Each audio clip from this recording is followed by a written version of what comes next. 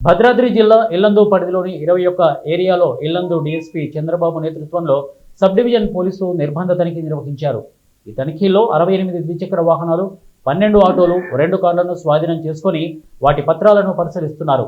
సరైన పత్రాలు లేని వాహనాలను సీజ్ చేస్తామని డీఎస్పీ తెలిపారు.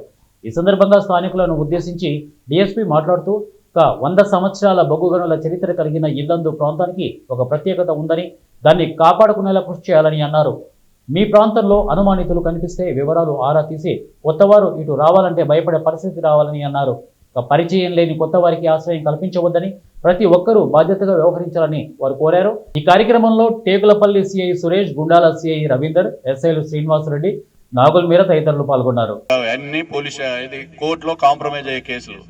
అయ్యా నా తప్పైపోయింది, యాక్సిడెంట్ అయిందంటే అప్పటికప్పుడే 100 రూపాయలు 200 రూపాయలు ఏదో ఫైన్ వేస్తారు, వెళ్ళిపోతుంది. దాంట్లో మిమ్మల్ని విట్నెస్గా పిలవరు, మీకు ఇది చేయరు.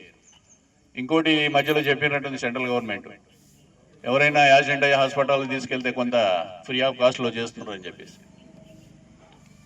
అది కూడా ఉంది. కానీ ఒక కోతి చచ్చిపోతే, ఒక కాకి చచ్చిపోతే అన్ని చేరి ఎమ్మటి బాధపడుతుంటాయి, అరుస్తుంటాయి. మరి మనం మానవులం, అన్నిట్లో తెలివిగల జంతువులం, మరి మీరెందుకు హెల్ప్ చేయరు? ఒక్కళ్ళు హెల్ప్ చేయరు.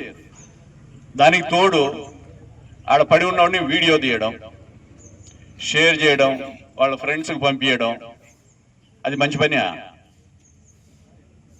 వాడు కింద పడి గిలగిల కొట్టుకుంటుండు, రక్షించండి రక్షించండి మహాప్రభు అంటే, వాడు మన ఊరోడు కాదు కదా, మన దగ్గరోడు కాదు కదా, మనకు తెలిసినోడు కాదు కదా.